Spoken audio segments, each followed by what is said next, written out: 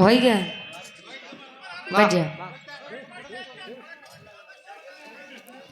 बैठ जा आप परेशान मत हो बैठो तो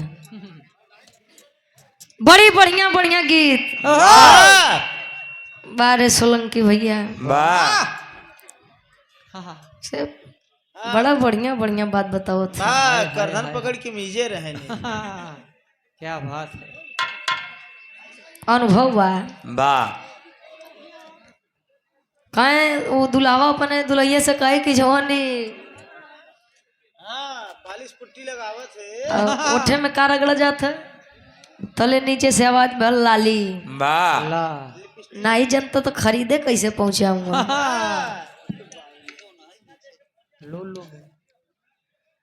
कहे तहरा ला 3 थान गहना फ्री बा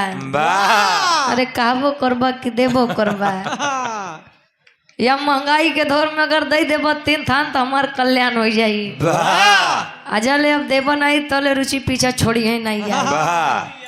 कहाँ कहाँ जाबा अजले देबो नहीं तले देवरिया जाबा नहीं ठीक बा से हमार भैया नेता आदमी है 3 थान गाना तो ऐसे ने दे दिए कहो 3 के बदले 6 दिए बस मांगे के देर बा अब देखा कब मिला था हाँ जब 1800 के लिपस्टिक खरीद सकत है ना 40 का छोड़ दे भाई उमन 1840 रुपया वैसे कब तहार जाति परिवर्तन हो गया यार हम समझ नहीं पाए हेलो कल डब्लू विश्वकर्मा से डब्लू पासे हो गया हम नहीं समझे वल्दियत बदल देता अच्छा जो न बने तेनसे पूछा बड़ा बढ़िया बिरहा खाटू श्याम जी के उत्पत्ति बरबरीक जी के मूड़ी कटे थे आज के समय में खाटू श्याम हो गए बा राम ध्यान भैया बढ़िया बा बड़ा बढ़िया बोलत है वो दुलही के पीछे बड़ा परेशान है जब दुलही बताए रही कि बलम के बांग उड़ बेलनवा हे प्रभु हाय हाय मिल जाते तो जवन कहते हैं सोलंकी भैया देवा दे भाई जलेबिया मोड़ पे चला जाएंगे वाह वाह अब एक लाइन कुछ बजाई ले ओकरे बाद बड़ा बढ़िया महाभारत से बिरहा आप लोग सुनी है लिया तई प्रयागराज है भाई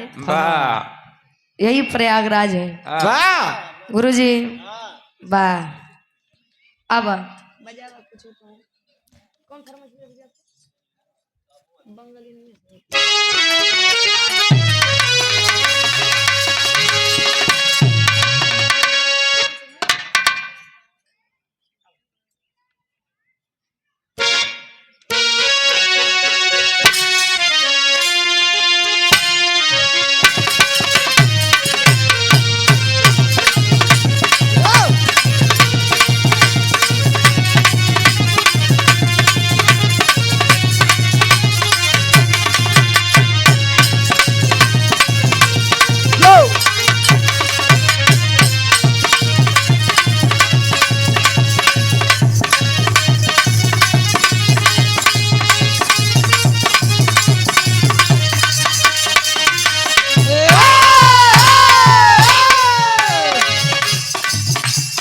फरमाइश भाई गीत के हमरे मान सिंह या तो भैया परवेज आबाद से कोनो दुल्ही अपने सैया जी से कहे अच्छा एक बात बा कि दुल्ही काठियों के सबत नहीं बर्दाश्त करत दुल्हिया कहे कि कौने सबत संगे दिलवा तू जोड़ ली हला बा पता नहीं कौन दुल्ही रहे कि जो इतने प्रेम से कहत रहे नहीं तो आज के समय के दुल्ही उठाइए जवन पहिए कहूँ झाड़ू कहूँ बेलना आ नहीं बर्दाश्त बता जूते चप्पल उठी बस सुधरे वाला चाहिए मैं कामयाब रहे दुल्ही कहे अपने सैया जी से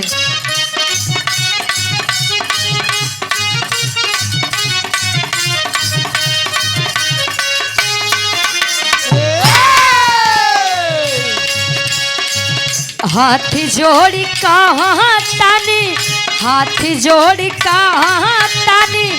मानी जा तू बहतिया बंगलिनिया सवतिया बंगलिनिया सवतिया मार गई राजा तोहर मतिया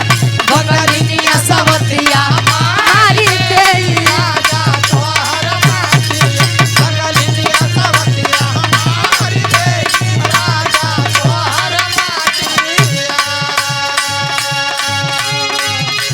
हाथ जोड़ी कहा तानी मानी जात बतिया वाह बंगलिनिया सवतिया मार दे सोलंकी तो हार मतिया। वाह उनकर मती काहे मराई हो। और जानकारी आदमी है, समझदारी आदमी है। वाह शादी वाला पंडित। जानत हो कि घर वाली के साथ साथे साथ अगर बाहर वाली लगे जाओ वाह तले बहरे के तनो नेता बनी जा सोलंकी भैया। बहरे के तनो कुछ बना लेकिन अगर भाभी खफा तक के तनो कोशिश करबा मनिए हाँ नहीं। लेकिन तो आवे तब हर रोग दफा। वाह दुल्हैया एक बात अपने सैया जी से और कहे का कहे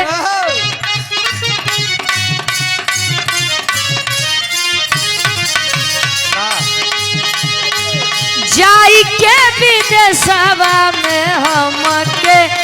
भुलैबा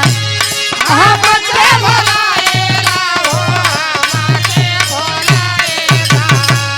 हमके भुलाएगा हो हमके भुलाएगा। और ये सम्मानित गार्जियन जी आप उमेश यादव छुट्टन भैया हमारे जो कि प्रधान पद के आप भावी प्रत्याशी हैं ग्राम सभा धरौली जुनेदपुर से ये 1100 रुपये का सम्मान आशीर्वाद के चाह रही वाह। और ये हमारे राकेश यादव भैया ठीक बात बड़ा प्यार मिलता है दुलार मिलता है। आई के विदेशवा में हमके भुलाइबा हमके भुलाइबा हो हमके भुलाइबा हमके भुलाइबा हो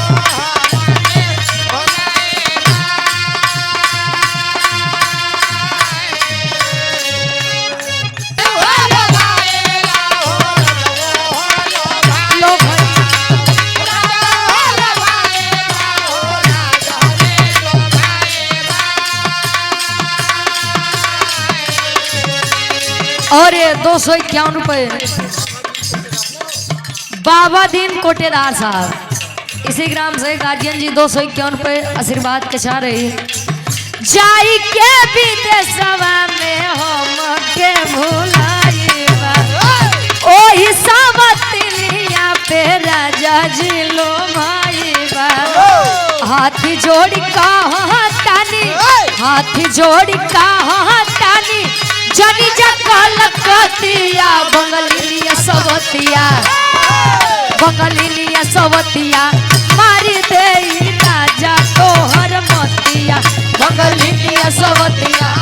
मारी दे राजा तोहर मतिया बंगलिनिया सवतिया मारी दे राजा तोहर मतिया।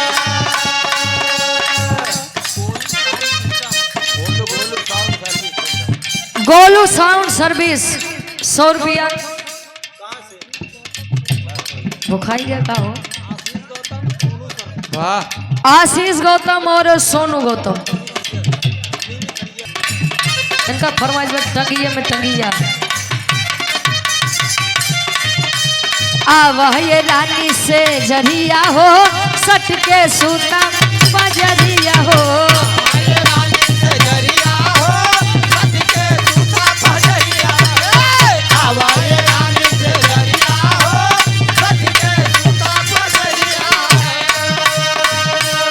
आवा ये रानी से जरिया हो सट के सूता पजरिया हो दूर दूर रहतारू दूर दूर रहतारू लागे भइला निबा तले दुलैया कहे ए बोला मजी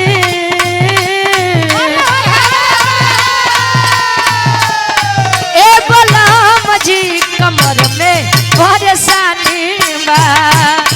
हे बलराम जी कमर में परेशानी बा हे बलराम जी कमर में परेशानी बा।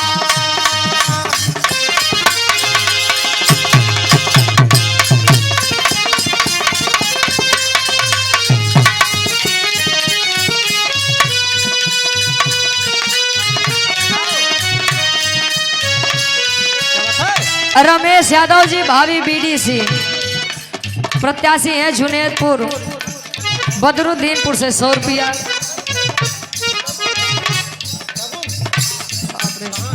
जीवनाथ मिश्रा भोपतपुर प्रधानाध्यापक के बेटे की तरफ से शिवम मिश्रा सराय रहिया से 50 रुपया। सगुन गेस्ट हाउस हनुमानगंज सगुन गेस्ट हाउस आप लोग के जमाना 100 रुपया। भावी जिला पंचायत सदस्य के आप भावी प्रत्याशी हैं हमारे गार्जियन जी आप अभय राज सागर जी। अच्छा प्रचार कर बयाना भाई ठीक बा। ये 500 रुपये आशीर्वाद के 4 ही बाकी 3 थान गहना याद किए रहे जब लेब नहीं तले छोड़ब नहीं महंगाई के दौर बा। अब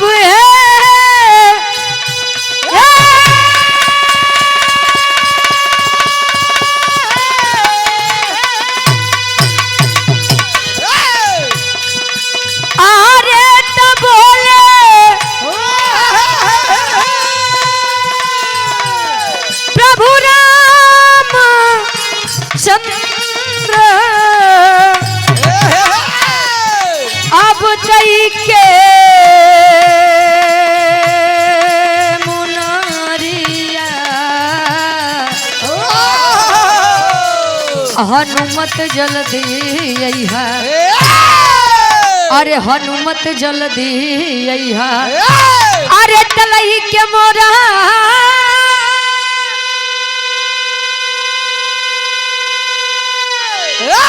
अरे तलई के मोरा अब सिया के खबरिया हनुमत जल्दी है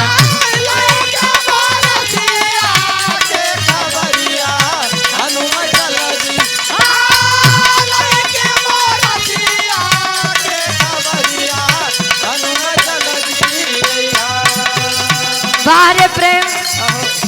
वह प्रेम था पत्नी के लिए कि अपनी पत्नी को लाने के लिए सोने तक की लंका का विनाश हो गया। निभाने वाले निभा ले जाते हैं और छोड़ने वाले छोटी सी गलती पर भी छोड़ के चले जाते हैं। पहले के समय में शादी ब्याह हो तो लोग कहें अब 7 जन्म खातिर रिश्ता मजबूत हो गया बा। आज के समय में तो शादी ब्याह केवल गुड्डा गुड़िया के खेल हो गया बा। जन ले पटत बा तो ले ठीक बा नहीं पटी तो तू अपने रास्ते में अपने रास्ते समझाओ तन कैसे। 7 समुंदर पार रावण के देश में 7 समुंदर पार रावण के देश में 7 समुंदर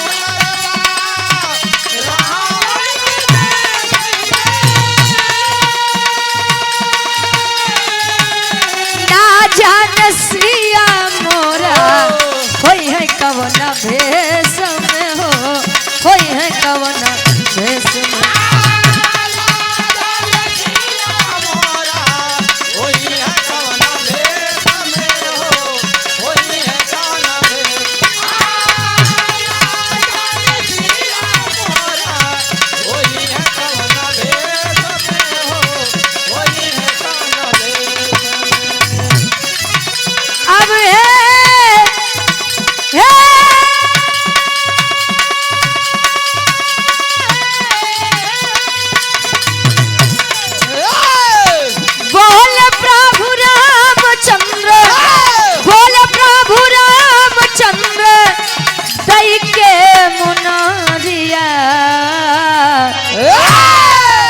अरे बेटा जल्दी है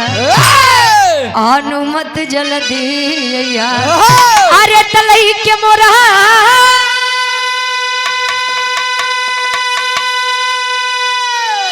अरे तलई के मोरा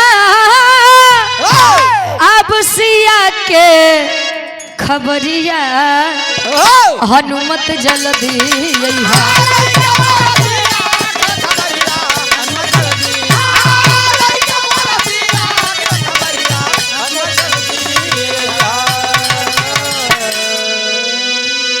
मुन्ना डेरी बीकापुर से 100 रुपए। और आप सम्मानित गार्जियन जी स्कूल के आप प्रबंधक साहब आदरणीय आप श्री भोलानाथ हमारे पूज्य बाबूजी गार्जियन जी के द्वारा ये 500 रुपये इस भाव का सम्मान है, आशीर्वाद के चाह रही संजय पासवान जी ग्राम लोढ़वा प्रधान प्रत्याशी पारसनाथ जी के आप समर्थक है। गार्जियन जी 200 रुपये देकर सम्मान किया, आशीर्वाद के चाह रही कमला ब्यूटी पार्लर, कल्पना ब्यूटी पार्लर, करणपुर, रमईपुर चौराहा, हनुमानगंज, प्रयागराज से। वाह गार्जियन जी, ये 100 रुपये आशीर्वाद के चाह रही। अब एक छोटे से बिरहा यारों से हो जाए। राजेश यादव जी बीकापुर, भावी जिला पंचायत सदस्य प्रत्याशी, ब्लॉक बहादुरपुर, वार्ड नंबर 2 से पुनः ये 500 रुपये का सम्मान।